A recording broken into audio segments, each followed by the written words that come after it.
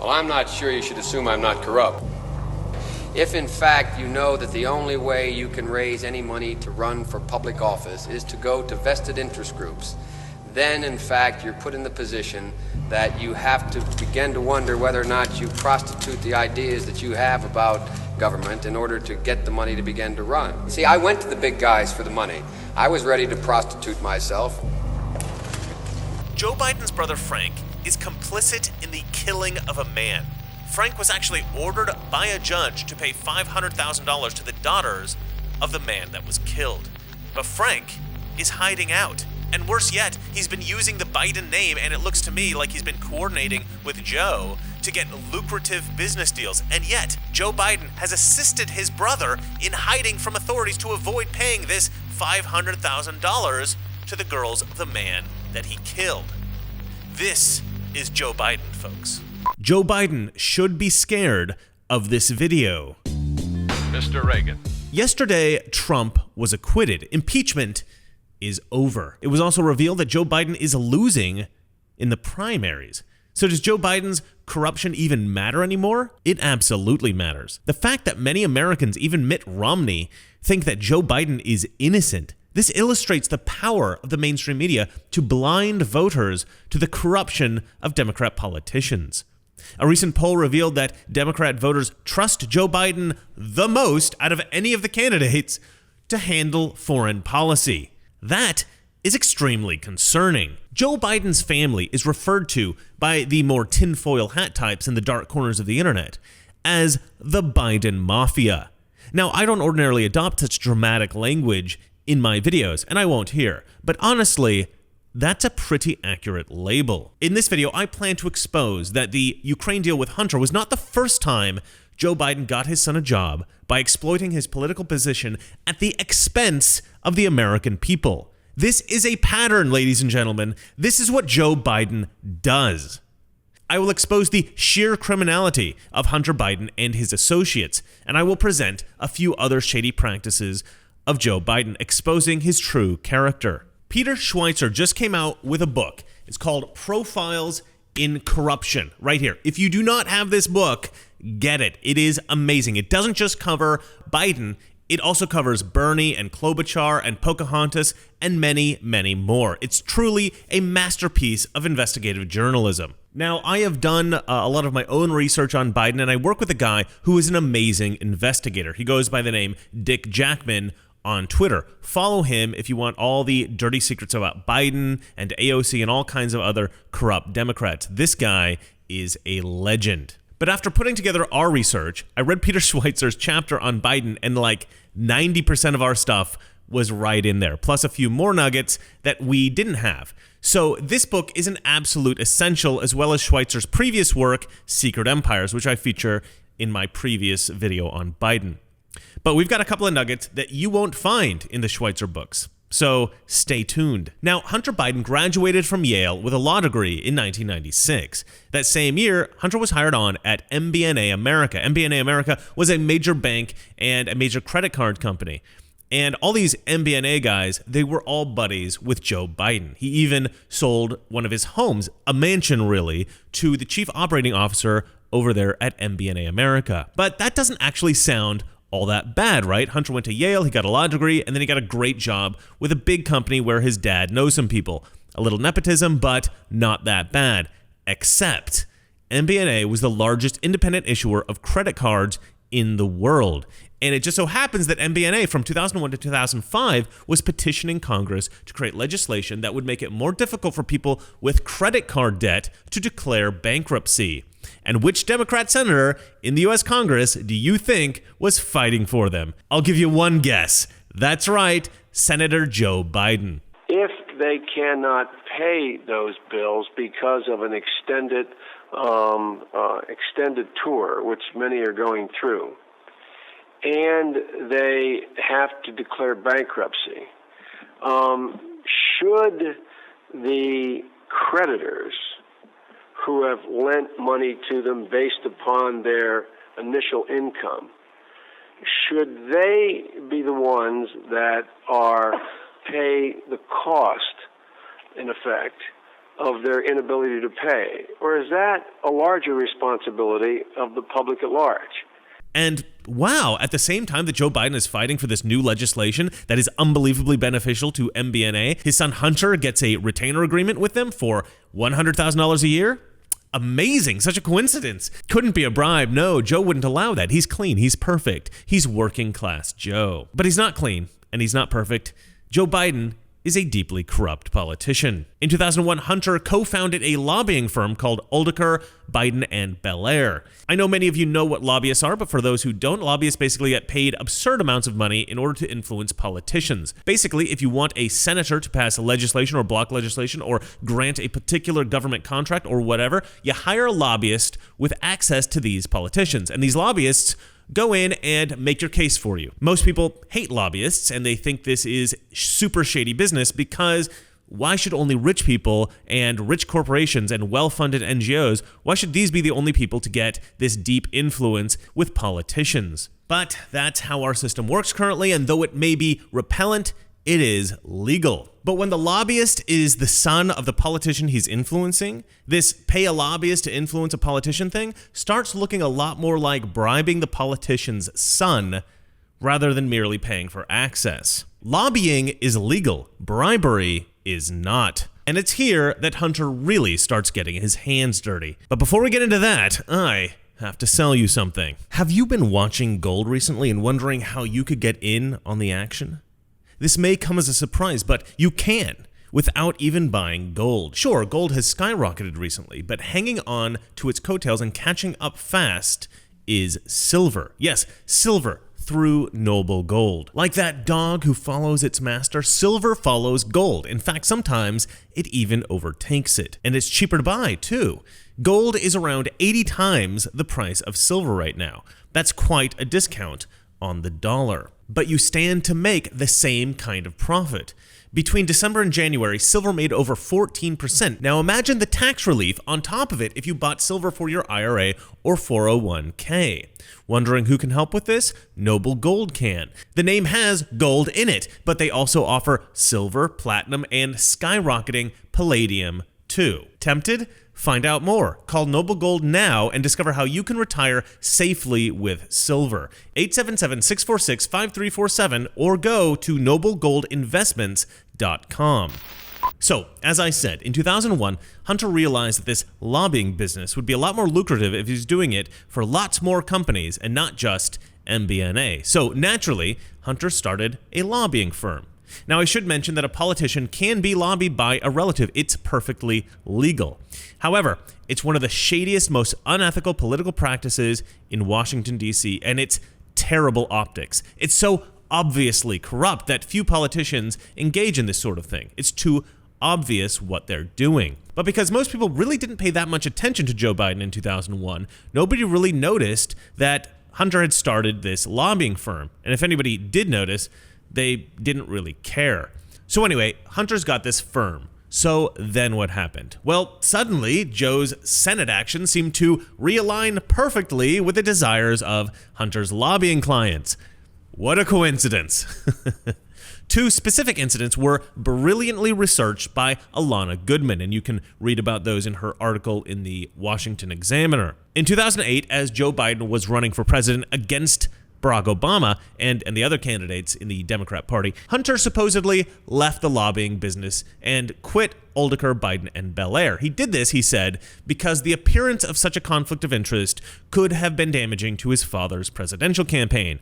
Except he then starts another firm called Seneca Global Advisors, which is, it's really not clear what they purported to do, but what is clear is that this new firm magically acquired several of the clients of Aldiker, Biden, and Belair. What it looks like to me is that Biden didn't really want to leave lobbying. He just didn't think that he should continue lobbying officially out in the open for everybody to see.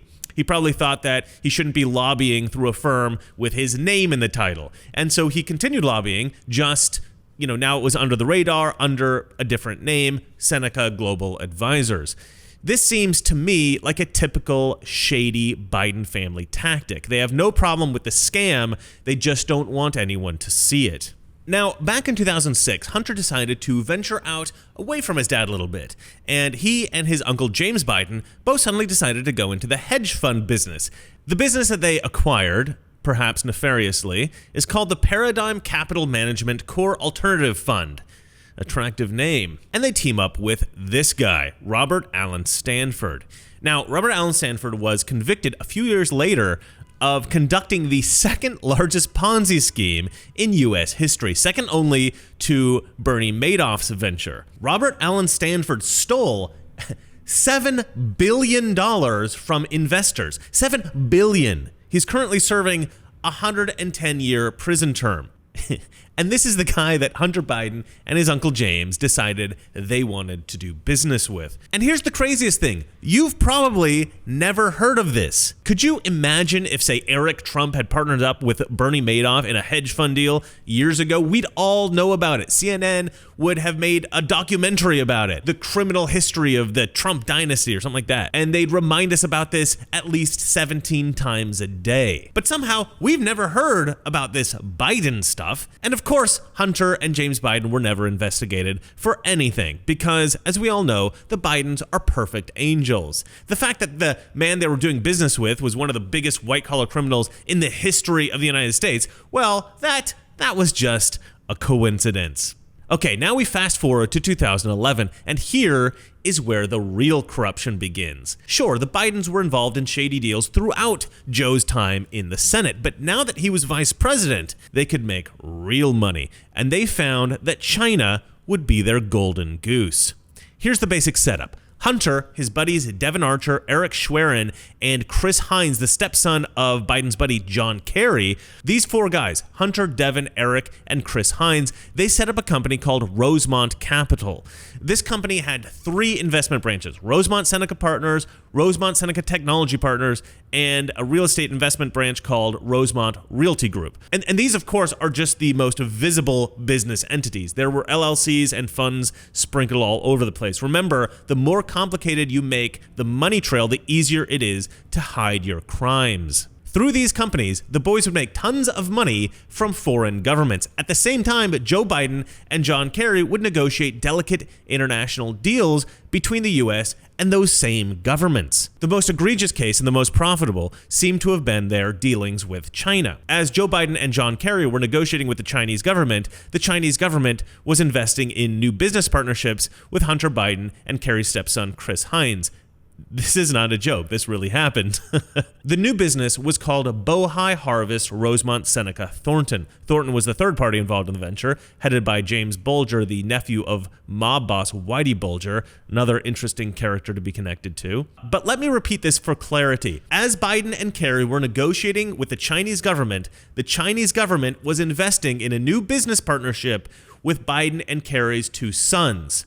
WTF. 习主席，欢迎来到 Washington, D.C. The Chinese also invested in Rosemont Seneca's real estate company through a Chinese investment firm called Gemini Investments. Gemini shoveled tens of millions of dollars to the boys over the years, committing a $3 billion investment with Rosemont Realty and buying out 75% of the company, which is now called Gemini Rosemont Realty LLC. And here's where the corruption seems to get compounded. Gemini Rosemont owns 135 commercial buildings in 22 states, and many of these buildings have offices rented out by government agencies. Government agencies rented out office space from Joe Biden's son and John Kerry's stepson. Again, just a coincidence, I'm sure. But what's really concerning is that these buildings are mostly owned by a Chinese business tied to the Chinese government. Now, the big question here is, did these deals modify Biden and Kerry's positions on China because the Chinese government was shoveling money into the bank accounts of their sons? Did these powerful American politicians negotiate a little softer? Did they perhaps look the other way when the Chinese government acted very much against U.S. interests?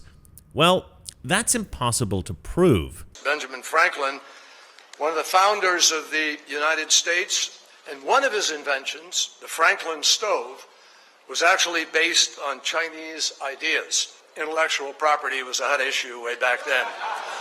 More than 4 years ago, President Obama and President Hu decided that then Vice President Xi and I should get to know one another. We had more hours of dinners alone than I think he ever anticipated. China is going to eat our lunch? Come on, man. They're not bad folks. I'd like to make a toast and to the hope and expectation that 50 years from now, our great-grandchildren will look back and say, what a beautiful history we wrote together. Mr. President. I think it's safe to say that this did happen. China made the Biden and Kerry families very rich. At the same time, they were negotiating international agreements. But Democrats will tell you that no, there's no reason to ask foreign governments to look into Joe's corruption. He's clean. He's perfect. He's working class Joe. But no, this is about as corrupt as a politician can get. This is all covered in beautiful, elaborate detail in Peter Schweizer's book, Secret Empires. If you haven't read it, I highly encourage you to get it. Now, here's a shady deal that you won't be able to read in Schweizer's books. In 2013, Hunter invested in a social media venture called Kayova. The creator of Kayova originally developed it as a social media platform specifically for the healthcare industry, but the venture was a total failure. So in the wake of the failure, the site was rebranded for the general public. And who ended up buying into Kayova? Oh, that's right, Hunter Biden. The site had an unusual marketing strategy. They convinced Lady Gaga's DJ to release exclusive music on the platform, and Lady Gaga herself had an account. Soon, the platform was flooded with Lady Gaga fans, or as they call themselves, Little Monsters. This marketing arrangement was facilitated by who else but Joe Biden. Joe and Gaga also worked together promoting a nonprofit. I'm here with not only a great friend, but a fierce advocate. Lady Gaga has been the voice for people who have been forgotten and people who have been abused. But we're here to remind you that it's important to reach out to someone in your life that you can trust and to know that they will be there to help you. There will be someone to listen. Because you know what? It's on us. A short while after the launch, Hunter's little social media investment, Kayova, suddenly just disappeared. There's no explanation for this. It just vanished. Now, no one really knows what happened to the social media venture, but it looks like it was bought up by Facebook in order to secure their monopoly on the social media landscape. And Dick Jackman's research suggests that this may have been the plan of Kayova all along. It looks like the company was never intended to be successful. They were created just so that Facebook would buy them out. The whole social media play was fake. It was just an attempt at getting bought out. And although I don't know if this was for sure what the investors were doing, and even if they were, there's nothing really illegal about this, it does seem like a bit of a scam. They're pretending to add value to the world to create something useful for consumers, but they're not. They're just trying to trick people into shoveling money into their bank accounts. Another shady deal by Hunter Biden. In 2014, and this is a pretty crazy one, Hunter's business partner, Devin Archer, then stole $60 million from the Oglala Sioux Indian tribe. The money was then shuffled around in Rosemont Seneca accounts. Did Hunter and Chris Hines know about it? One can only speculate. Not surprisingly, the federal government conveniently chose to ignore that potential path of investigation. But yeah, Devin Archer just straight up stole $60 million from an Indian tribe. Devin was arrested on May 11, 2016. In 2018, he was tried and convicted of this crime. However, the conviction was overturned a few months later by U.S. District Court Judge Ronnie Abrams. Allow me to read an article covering this decision. U.S. District Judge Ronnie Abrams in Manhattan ruled that the evidence at the trial earlier this year had not shown that the man, Devin Archer, knew that the bond issue was fraudulent or that he had received any personal benefit from it. Abrams said that she was, quote, left with unwavering concern that Archer is innocent of the crimes charged. I mean, it's laughable. These people are so corrupt, it's ridiculous. All right, let's have a look here. Now, in case you were wondering about this judge, Ronnie Abrams, she was appointed to her position by Barack Obama, and her husband, Greg Donald Andres, served as an assistant special counsel under Robert Mueller in the Russian interference investigation. Of course he did. Of course she was. These people are just corrupt. And let's be clear about Hunter and Devin and Chris Hines. Dick Jackman, the brilliant investigator who did most of the research for this video, he actually found a wealth of financial documents connected to these guys. And to top off all their shady deals, they expense pretty much everything in their lives to their businesses. What this means is that the money that they're collecting, they should be paying quite a lot of taxes on. But because everything that they buy for their personal enjoyment, they expense to their business, they pay less taxes on it. I'll give you a great example. Hunter bought a Porsche the very day he signed with Burisma. Everything they buy for their personal enjoyment, they write off as a business expense. He's basically pretending that the Porsche is the company car, or that the boat is the company boat, or that the Outback motorcycle lessons are company Outback motorcycle lessons. You know, typical business expenditures. So because all their money is tied up in company expenses, that money no longer counts as personal income. So these guys are scamming people all over the place. They are collecting bribes to facilitate the manipulation of American political policy by various companies and by foreign governments. And then on top of everything else, they're paying a fraction of what they should on the money that they're raking in. This is called tax fraud. And it's actually how they ended up getting Capone. It'd be a funny coincidence if these guys went down the same way. For instance, let's say that Rosemont bought a boat, and then Hunter later used that boat as collateral, claiming it as his own property. It would be interesting to see what the transfer value was from Rosemont to Hunter when he took ownership.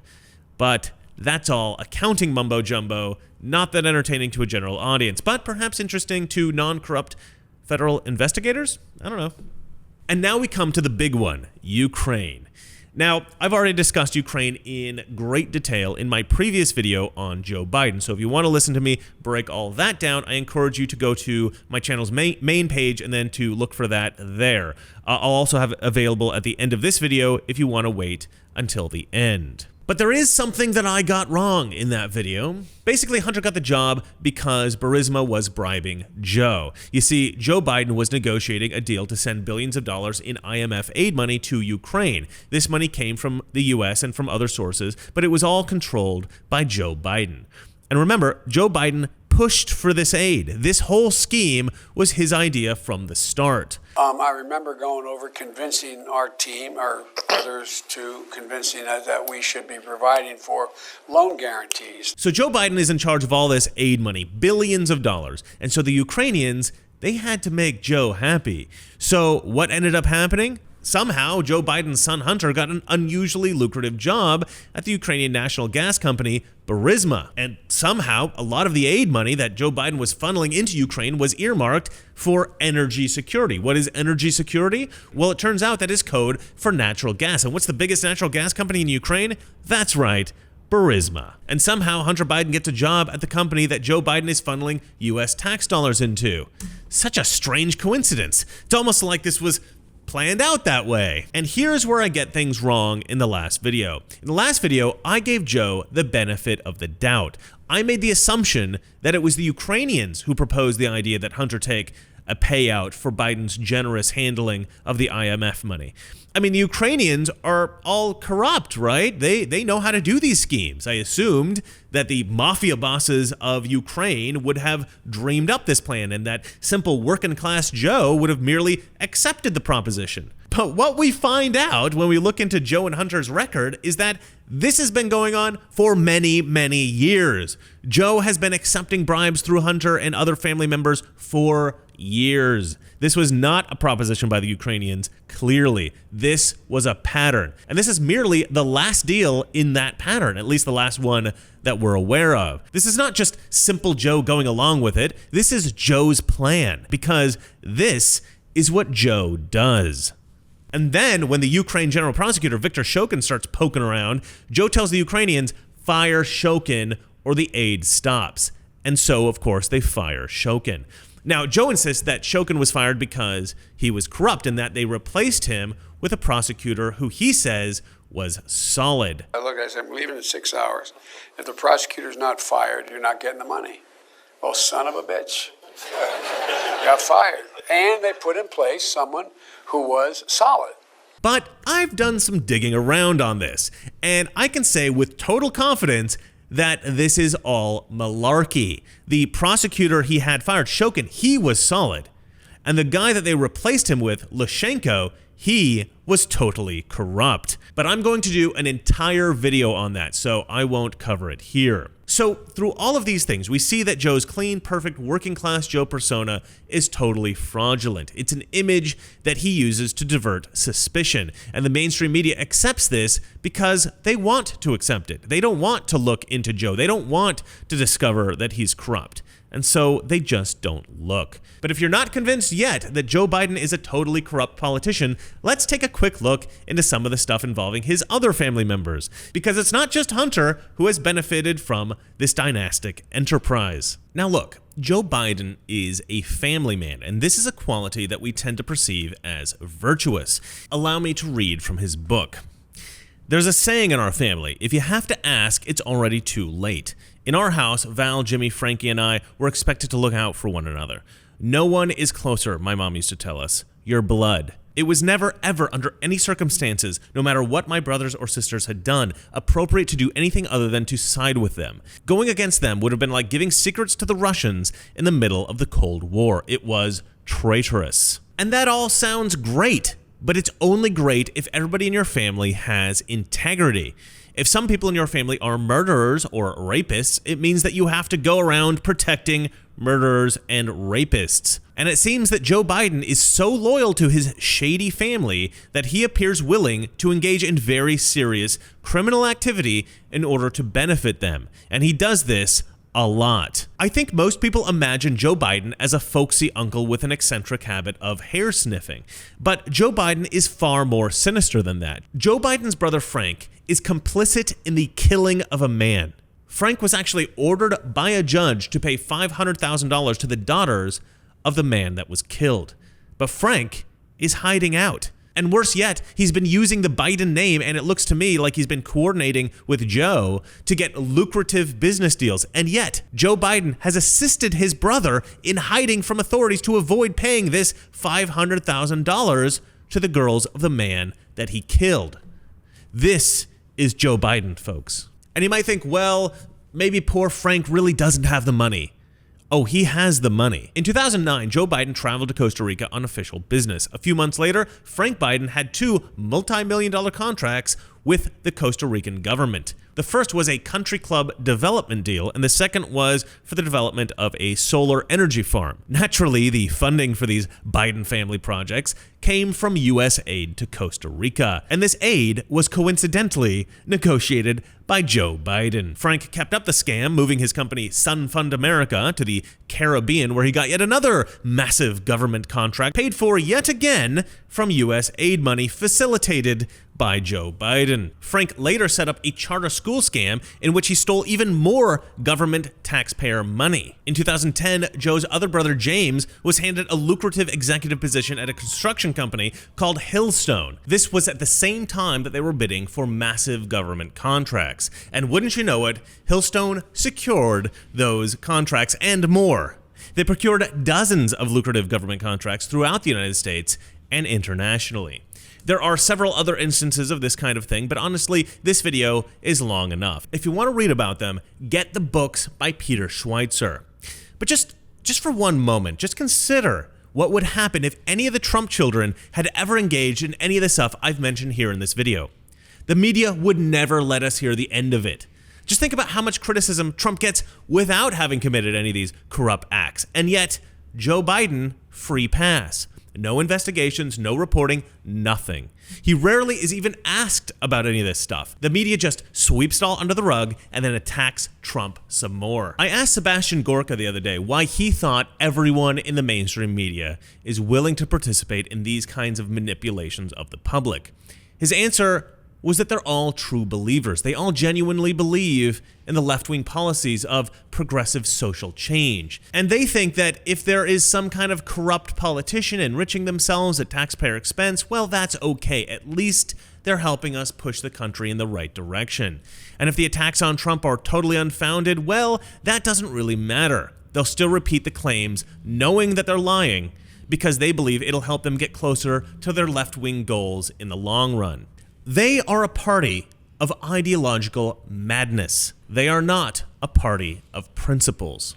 Now, just one more thing. I believe that Joe Biden is also guilty of campaign finance violations. In 2005, Hunter and a bunch of Joe Biden's buddies set up a PAC called Unite Our States. These buddies include Larry Raske, Jeff Connaughton, and William Oldeker of Oldeker, Biden, and Belair fame. These guys are longtime friends of Joe Biden. These are not just concerned citizens. Unite Our States is now a super PAC that has been rebranded as Unite Our Country. Now, PACs, or political action committees, collect money for political candidates, and they organize marketing strategies for them and stuff like that. The tricky thing about PACs is that they're tightly regulated by the FEC, the Federal Election Commission. Basically, individual donations to PACs are extremely limited, so no one can donate, say, $1 million to Joe Biden's PAC. But a super PAC, that is a different story. A super PAC can take as much money as it wants. What's the difference? Well, a super PAC can't be in any way connected to the candidate it supports. Neither Joe Biden or anyone in Joe Biden's campaign is permitted to coordinate marketing strategies with any super PAC. And that's all well and good. We love the freedom to express our ideas here in America. And if you want to express your ideas with millions of dollars in advertising, that's fine. And maybe there shouldn't be a limit on how much a person can donate to a campaign. And maybe campaigns should be able to coordinate with super PACs. But that's not currently the law. They can't do that. It's considered an egregious violation of campaign finance law. And every politician in DC knows this. And although I have no hard evidence, no smoking gun that clearly shows that Biden coordinates with his super PAC, he used over $16,000 of campaign money buying furniture and computers for this organization back in 2007. And the fact that the super PAC is run by some of his closest friends, family, and colleagues, that says a lot. Furthermore, Joe Biden just blatantly steals money from his campaign contributors. I'm just going to put these screenshots up, and if you're interested, feel free to look at them closely. Joe Biden just basically takes campaign contributions intended to help him win elections to work for his constituents, and he instead funnels this money into his and his family's coffers. This is a typical Democrat politician tactic. AOC does it, Bernie does it, and Biden does it. So let's once again ask the question, is Joe Biden corrupt? Well, let's recap. Joe has been getting Hunter lucrative jobs since 1996 for 20 years, until he left office in 2017. He's been exploiting the power's political position to do this at the expense of the American people. Hunter has been involved in a variety of criminal ventures, and he's worked with a variety of shady characters, many of whom are now in prison. He not only ripped off hard-working middle-class Americans, but also one of the poorest Indian tribes in the country. Also, Hunter and his friends appear to have an unlimited pile of get-out-of-jail-free cards. Hunter Biden, Chris Hines, Eric Schwerin, and Devin Archer took insane sums of investment money from the Chinese government at the same time Joe Biden and John Kerry were negotiating U.S.-China relations. Suddenly, Hunter gets another job because of his daddy, a board seat with Burisma, but this time the payoffs coincide with massive U.S. aid to Ukraine, facilitated by Joe Biden and funneled into the very company that Hunter happens to work for. Joe has helped his brother hide from the law for decades so he won't have to pay the children of a man he is complicit in killing. Joe Biden has awarded lucrative contracts to businesses who paid off his family members. And Joe's close personal friends, family, and associates run his super PAC, very likely violating campaign finance law. Good old working class Joe hasn't just committed a few boo-boos here and there. He hasn't just dipped his toes into the gray areas of political ethics now and then. Joe Biden has submerged himself in the deep end of political corruption. Joe Biden has knowingly, systematically abused his political power to enrich himself and his family. The man has adopted political corruption as a way of life.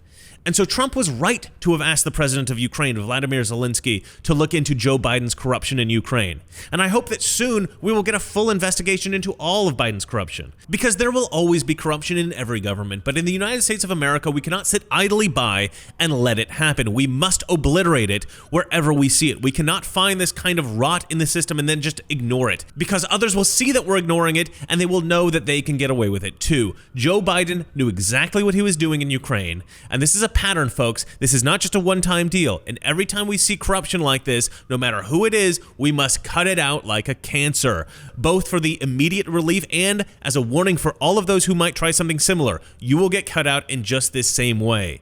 We cannot afford to tolerate corruption in the U.S. government. If you want to know all the dirty details about Biden and AOC and Bernie and everybody, I would urge you to subscribe to Dick Jackman on Twitter and to buy the books by Peter Schweitzer, Secret Empires, and the new book, Profiles in Corruption.